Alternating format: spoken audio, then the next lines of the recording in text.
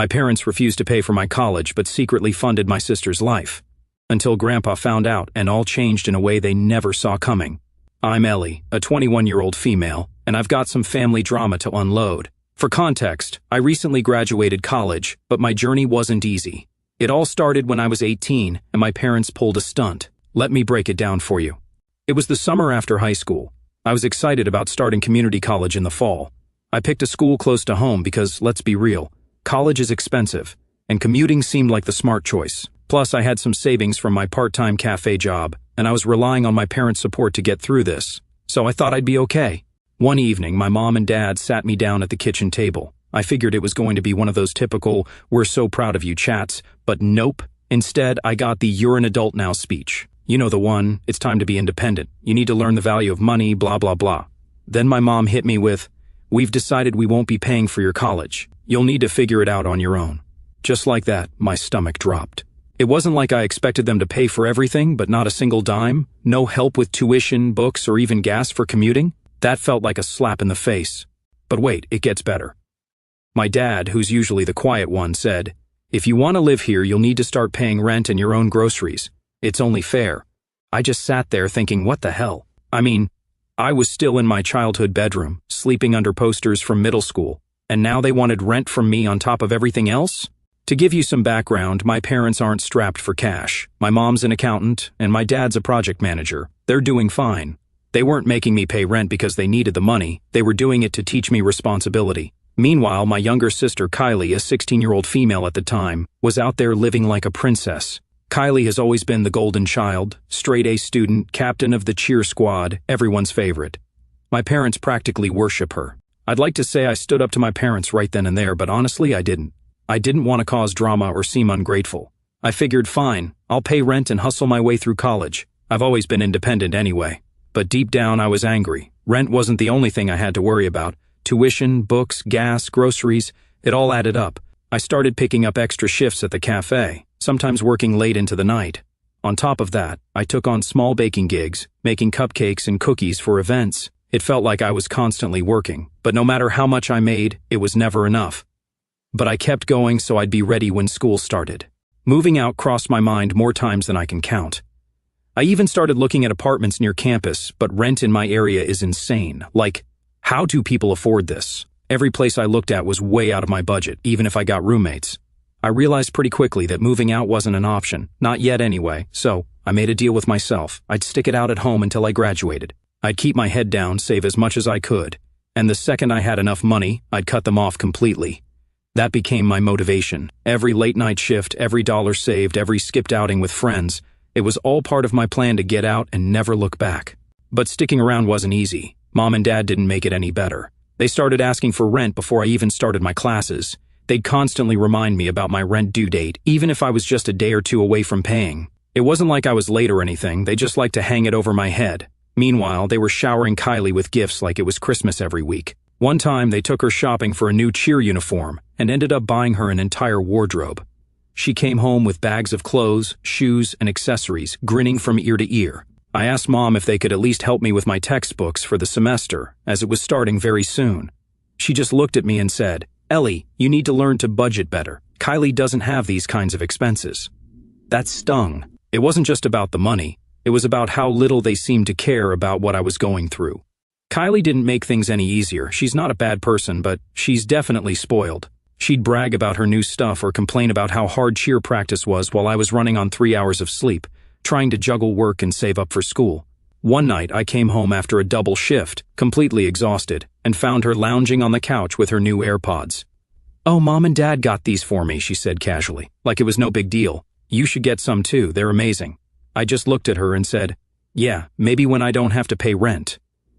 She rolled her eyes and went back to scrolling through TikTok. There were moments when I wanted to scream, to tell my parents how unfair it all was, but I knew it wouldn't make a difference. They had their golden child, and I was just the one paying rent. So I kept my mouth shut and focused on my plan to get out. College was supposed to be this exciting new chapter in my life, but honestly, it just felt like survival mode from the start. I thought I'd have time to find my footing, figure out a rhythm, and maybe even enjoy myself a little. But nope. Between school, work, and my parents constantly breathing down my neck about rent, I was running on empty pretty much 24/7. I was up at 6 a.m. every day, out the door by 7, and at my community college for morning classes. I'd try to get some studying in between lectures, but by the time noon rolled around, I'd be rushing to my shift at the cafe. Most days I'd work until 9 or 10 p.m., go home and collapse into bed. And on weekends, forget relaxing. That's when I'd be baking for small catering orders because, surprise, working part-time wasn't cutting it. I'd like to say I was handling it all like a pro, but that would be a lie. The cafe was chaos most of the time. We were always short-staffed, and the pandemic had made people extra impatient. So, every shift felt like a marathon. I'd be behind the counter making lattes, then running to the drive-thru, then dealing with Karen number 87, who thought her coffee wasn't hot enough, all while knowing I still had a pile of assignments waiting for me at home. To make it worse, my parents were absolutely no help. They saw me dragging myself home late at night, but instead of offering support, they'd hit me with, "Don't forget, your rent's due Friday," or, "We noticed the electricity bill went up. Are you leaving your light on?" I wanted to scream every time. And of course, while I was killing myself to make ends meet, Kylie had zero responsibilities, no job, and all the time in the world for cheer practice, hanging out with her friends or scrolling TikTok for hours. I'd come home and find her sitting on the couch with her favorite snacks, watching whatever new Netflix show she was obsessed with, while Mom made her a smoothie to keep her energy up. It was like living in two different worlds under the same roof. The financial stress was unreal. Rent wasn't outrageous compared to what I'd pay if I moved out, but it still felt like a slap in the face to be paying for the privilege of living in my own house. Add other costs into the mix, and I was constantly broke. There were weeks when I'd open my bank app and just stare at the balance, wondering how I was going to stretch $42 until my next paycheck. And asking for help? Forget it. One time, I tried asking Mom if she could cover groceries for a week because I'd had to buy a $200 textbook for class. She gave me this look like I'd just asked her to refinance the house and said, "Ellie, we're already doing so much for you by letting you stay here." Letting me stay here, like I wasn't paying rent, like I wasn't already contributing more than Kylie, who still got her allowance every month without being asked for any contribution. Not a penny? Things really hit a low point during midterms. I was drowning in assignments, barely getting any sleep, and my hours at the cafe had been cut because business was slow. I was trying to make up for the lost income with extra baking gigs, but there were only so many hours in a day. One weekend I got a huge order for a birthday party, 100 cupcakes and a custom cake. It was great money, but it also meant pulling an all-nighter to get everything done. I spent hours baking, frosting, and decorating, finishing just in time to deliver the order and head straight to class. By the time I got home that afternoon, I was completely dead on my feet. I walked into the kitchen and found Mom and Kylie baking cookies together, for fun. Kylie looked up and said, "Oh, hey Ellie, you should join us. It's so relaxing." I wanted to throw the entire tray of cookies out the window. Instead, I muttered something about being tired and went to my room. I didn't wake up until the next morning. By the end of the semester, I was completely burnt out. My grades weren't terrible, but they weren't great either. I was barely keeping my head above water, and every time I thought about how hard I was working just to scrape by, I felt this deep, simmering anger. It wasn't fair. I was doing everything I could to stand on my own 2 feet like they wanted, and they couldn't even acknowledge it. Meanwhile, Kylie was getting everything handed to her on a silver platter. I don't know how I made it through that first year. It felt like I was constantly running uphill with a backpack full of bricks, but I kept reminding myself that it wouldn't be forever. I just had to survive a little longer. What I didn't realize was that things weren't just unfair, they were straight up rigged against me. And when I finally found out the truth, it hit me like a truck. By the time Kylie hit her senior year of high school, it felt like my parents were running a full-blown campaign to crown her the family's golden child of the century. Don't get me wrong, I'd always known they favored her, but this was next-level stuff. My parents were treating Kylie's college plans like some kind of life-or-death mission. They were taking her on campus tours months in advance, turning them into mini-family vacations. Every time they came back, Kylie had a fresh haul of university merch, hoodies, water bottles, planners, like she'd already won the lottery. Meanwhile, I was just trying to survive. My budget was so tight that I was constantly behind on something. Tuition payments, books, car maintenance, you name it. I couldn't afford to take as many classes as I wanted, so my graduation timeline started to stretch out longer and longer. At this rate, I'd be lucky to graduate before Kylie. One night, Mom came into the kitchen while I was trying to study. I was already on edge because I'd just realized I'd forgotten to turn in an online assignment, again. Without even a "how's it going," she dropped it. "We're thinking of getting Kylie a car for college." I stared at her, trying to process. "She's going to need something reliable," Mom said, as if it was the most logical thing in the world. "You know how hard it is to get around without a car." I almost laughed. You wouldn't even help me with a bus pass when I started college, and now you're buying Kylie a car? Mom gave me that look, the don't be dramatic look. Ellie, you've always been more independent. Kylie needs more support to succeed. I didn't say anything. I just went back to my notes pretending I wasn't boiling inside. But here's the thing, it wasn't just the car. That was just the cherry on top.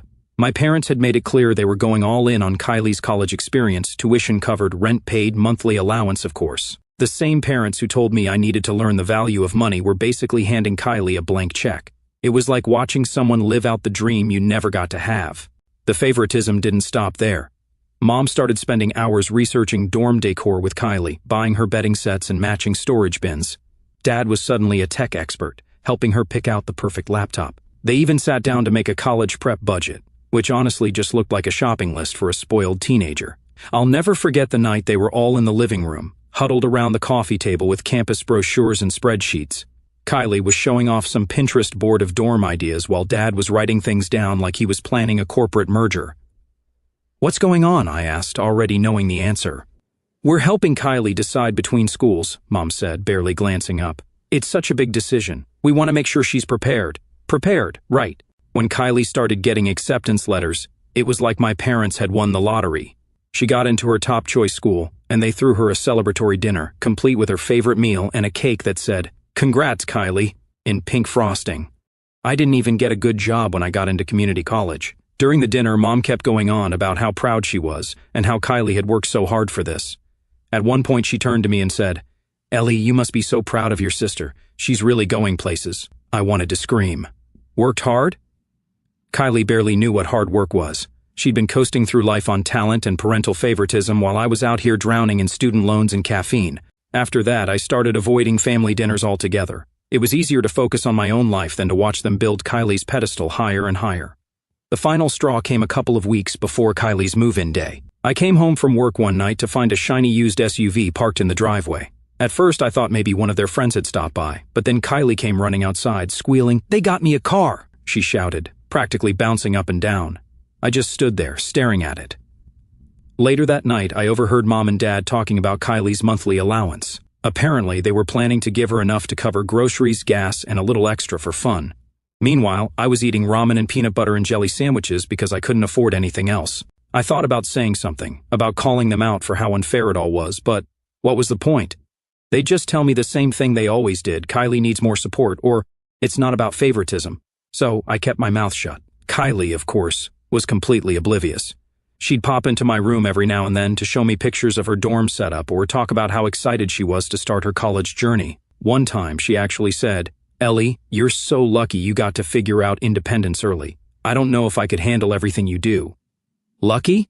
She thought I was lucky? I wanted to laugh in her face, but instead, I just said, "Yeah, it's been great," and went back to my homework. The favoritism wasn't bearable anymore. It was so in your face that I started questioning whether my parents even saw me as their kid or just some tenant who happened to share their DNA. I didn't talk to anyone about how I was feeling for the longest time. What was the point? My friends were supportive, but they didn't really get it, and bringing it up at home was like shouting into the void. But one night, I found myself calling Grandpa Hank. Growing up, I spent hours in his bakery, learning how to measure flour properly, crack eggs without getting shells everywhere, and make the perfect frosting swirls on cupcakes. It was his way of showing me that hard work could also be something you love. He never judged me, never pressured me to be perfect. He just let me be me. I hadn't talked to Grandpa Hank in a while. He and Grandma had been living their best lives ever since he retired a few years ago. The man spent his whole life building up his bakery business from scratch. And when he finally decided to step away, he left it in the hands of one of his longtime managers so he and Grandma could travel the world. They'd always dreamed about doing it, and once he hung up his apron, they went for it. The downside was that Grandpa wasn't exactly tech-savvy. He barely knew how to use his phone, let alone keep up with social media, so staying in touch wasn't easy. He'd send the occasional postcard or call once in a blue moon, but most of the time, I just heard about their adventures secondhand through my parents. They'd only been back for a little while when I called him that night. I guess they decided to slow down and spend more time at home. I hadn't reached out earlier because, honestly, I didn't want to dump my problems on him. He was retired, happy, and finally getting to enjoy his life. The last thing I wanted was to ruin that by unloading all my drama. But that night, I couldn't hold it in anymore. When he picked up the phone, I could feel my shoulders relax a little. "Hey kiddo," he said, his voice warm and familiar. "What's going on?" I didn't hold back. I told him everything. How I was drowning in bills, how my parents were pouring all their time and money into Kylie's college plans while making me pay rent. I ranted about the car they'd bought her, the allowance they were planning to give her, and how I was left struggling just to keep up with school. Grandpa listened quietly, letting me get it all out. I could hear him making little noises of acknowledgement every now and then, like he was piecing something together in his head. Then, out of nowhere, he interrupted me. "Ellie," he said slowly, "didn't your parents use the money I gave them for your education?" I blinked. "What money?" There was a long pause, and when he spoke again, his voice had changed. It wasn't angry, not yet, but there was something sharp about it, like he was trying to stay calm. "When you were 16, your grandmother and I put aside $50,000 for your college fund. We gave it to your parents because they said they'd use it to pay for your tuition and expenses. Are you telling me they never mentioned it to you?" I felt like I'd been punched in the stomach. "They never said anything," I said, my voice shaky. "I've been paying for everything myself, all of it." Grandpa let out a heavy sigh, the kind that felt like it carried years of disappointment. "Ellie, that money was for you. We gave it to them because we wanted to make sure you had a solid start so you wouldn't have to struggle. If I'd known this is what they were doing..." He trailed off, but I could hear the anger creeping into his tone. It took me a minute to process what he was saying. All this time, I'd been told that my parents couldn't afford to help me and wanted me to learn independence the hard way. But now I was finding out they'd had $50,000 specifically meant for me, and they hadn't even bothered to tell me about it. They lied to me. "Ellie," Grandpa said finally, "they lied to you. That money was yours. Not theirs, not Kylie's. Yours." I didn't know what to say. Part of me wanted to cry, but mostly I just felt numb. The past few years of scraping by, working myself to the bone, and falling behind in school all suddenly felt so much heavier. "What do you think they did with it?" I asked, my voice barely above a whisper. "I don't know," Grandpa said, and for the first time I could hear real anger in his voice. "But I'm going to find out." There was a long pause, and then he added, "Ellie, you're not alone in this. I'll handle it. You just focus on school, okay?" Hearing him say that made me feel something I hadn't felt in a long time, relief. For years, I'd been carrying everything on my own, thinking no one cared or even noticed. But now, for the first time, I felt like someone was in my corner. "Thanks, Grandpa," I said, trying to keep my voice steady. "Anytime, kiddo," he said. "And Ellie, don't let this crush you. You're stronger than they give you credit for." After we hung up, the anger started to creep in, replacing the numbness. How could my parents do this to me? How could they take something that was meant to make my life easier and keep it from me, knowing full well how much I was struggling? It wasn't just about the money, it was the fact that they'd chosen to let me suffer while putting Kylie on a pedestal. They'd lied to Grandpa, stolen from me, and then had the audacity to act like I should be grateful for the scraps they gave me. That night, I couldn't sleep. My mind kept going back to all the times I'd asked for help, just a little, just enough to get by, and they brushed me off. The times Mom told me I needed to budget better while they were out buying Kylie a new phone or booking her another campus visit. I thought about all the sacrifices I'd made, working late nights, skipping meals, delaying graduation because I didn't think there was any other option. And the whole time, they had $50,000 sitting in their pocket that could have changed everything. The more I thought about it, the angrier I got. But there was also a part of me that felt something else, hope.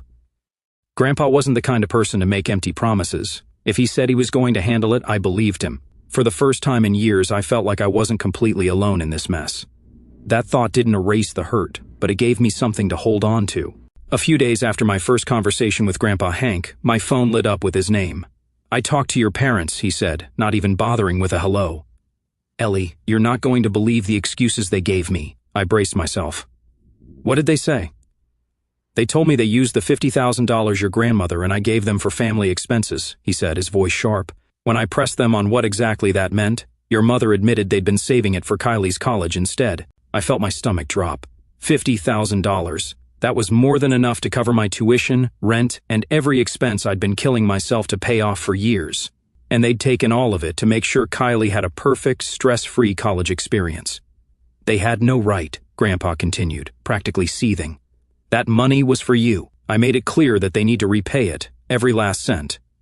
And if they don't, they're out of the will." "I can't stay here anymore, Grandpa," I said suddenly. "I can't look at them knowing what they did." "Then don't," he said immediately. "There's a guest room here with your name on it. Pack your things and come over tonight." Moving out of my parents' house was the easiest decision I'd ever made. I didn't even bother telling them I was leaving. I just started packing my bags as soon as I hung up with Grandpa. Kylie walked past my room at one point, raising an eyebrow when she saw the mess. "What's going on?" she asked, completely oblivious to everything that had been happening. "I'm moving out," I said shortly, throwing another pile of clothes into a suitcase. She blinked. "Wait, what? Why?" "Ask Mom and Dad," I said, zipping up the suitcase. I didn't owe her an explanation. I didn't see my parents that night, they were both out. I left a short note on the kitchen counter that just said, "I'm moving in with Grandpa, don't call me," and then I was gone. When I got to Grandpa's house, he was waiting for me at the door. "Come on in, kiddo," he said, pulling me into a hug. "This is where you belong." The guest room was cozy, with a big bed and a window that overlooked Grandpa's garden. It already felt more like home than my parents' house ever had. That night, for the first time in years, I went to bed without feeling like the weight of the world was crushing me. But of course, the peace didn't last long. The next morning, the calls started. Mom was the first. I didn't answer, but she left a voicemail that was so dramatic it almost made me laugh. "Ellie, how could you just leave like this? Do you have any idea how this makes us look?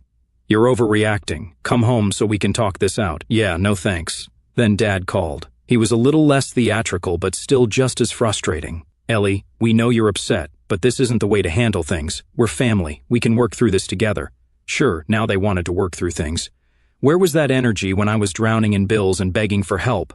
By the end of the day, I'd ignored a dozen calls and texts from both of them. The messages were a mix of emotions. One minute they were apologizing, the next they were blaming me for turning Grandpa against them. One text from Mom stood out. "Ellie, you don't understand how hard this has been for us. We were just trying to do what was best for everyone. Can't you see that?"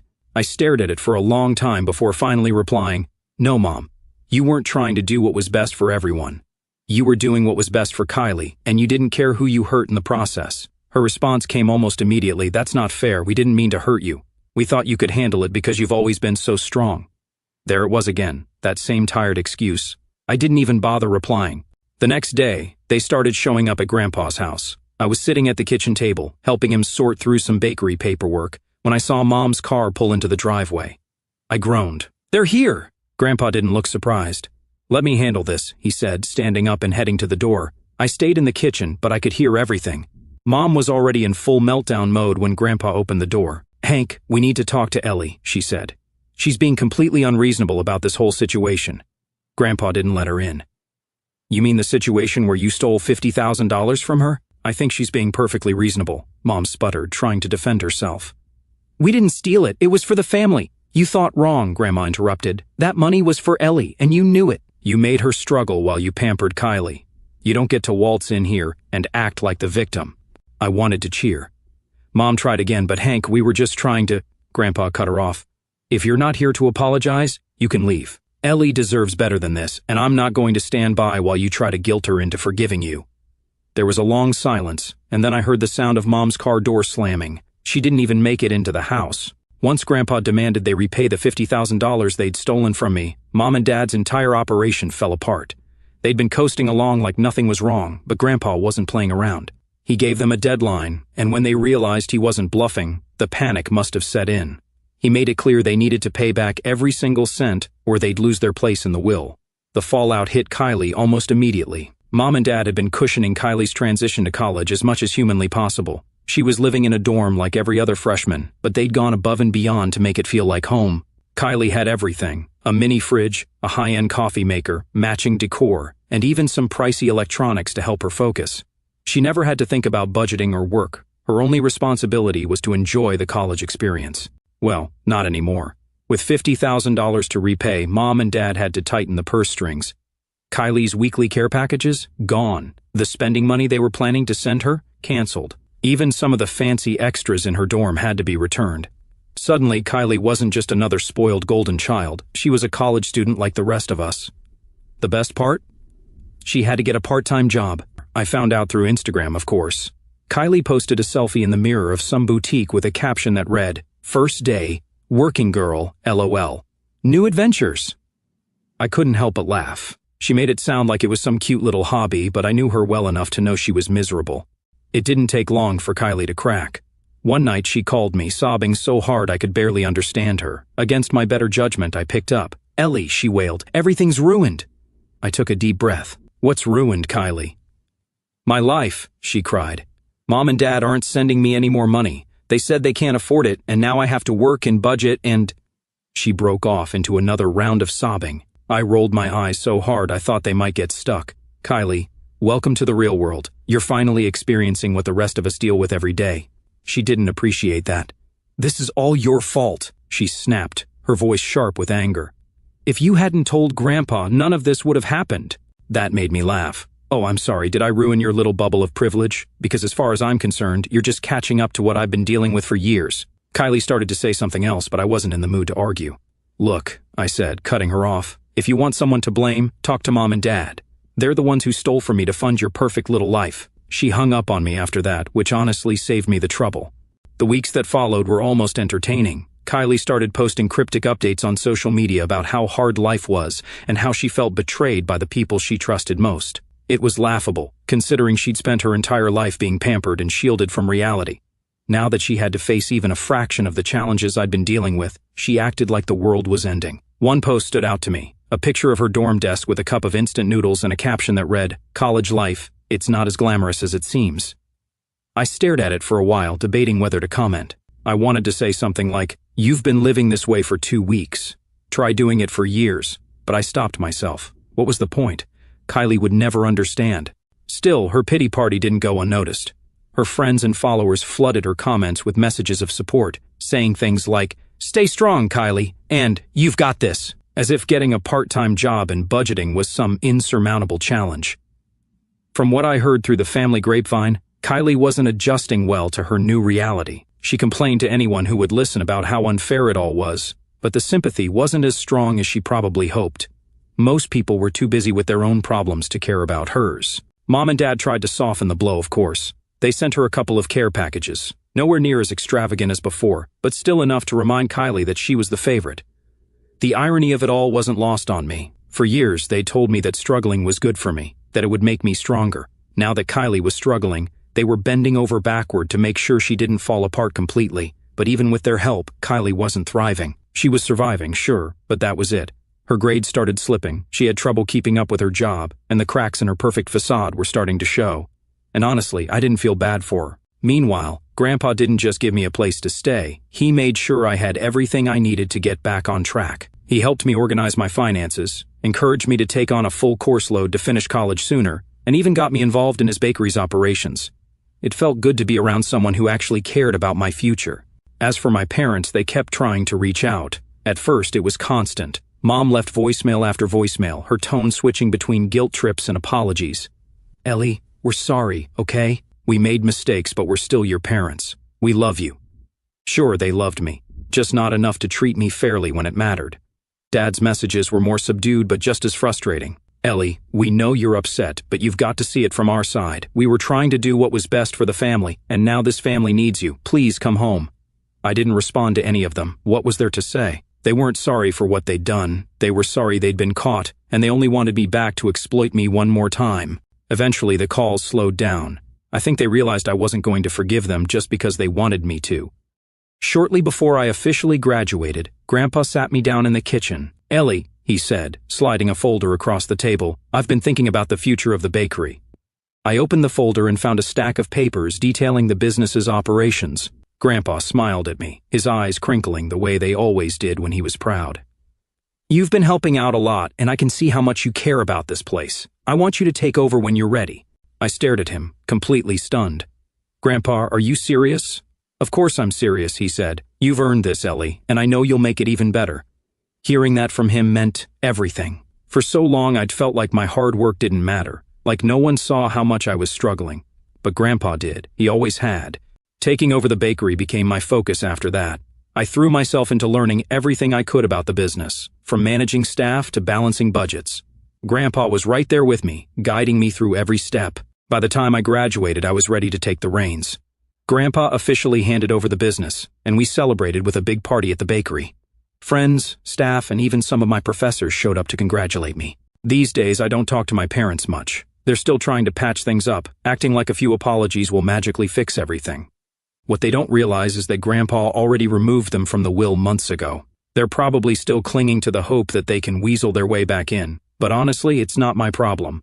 I'm too busy running the bakery and building something real for myself. If they want to waste their time, that's on them. Let them watch from the sidelines. I'm moving forward, and I'm not looking back.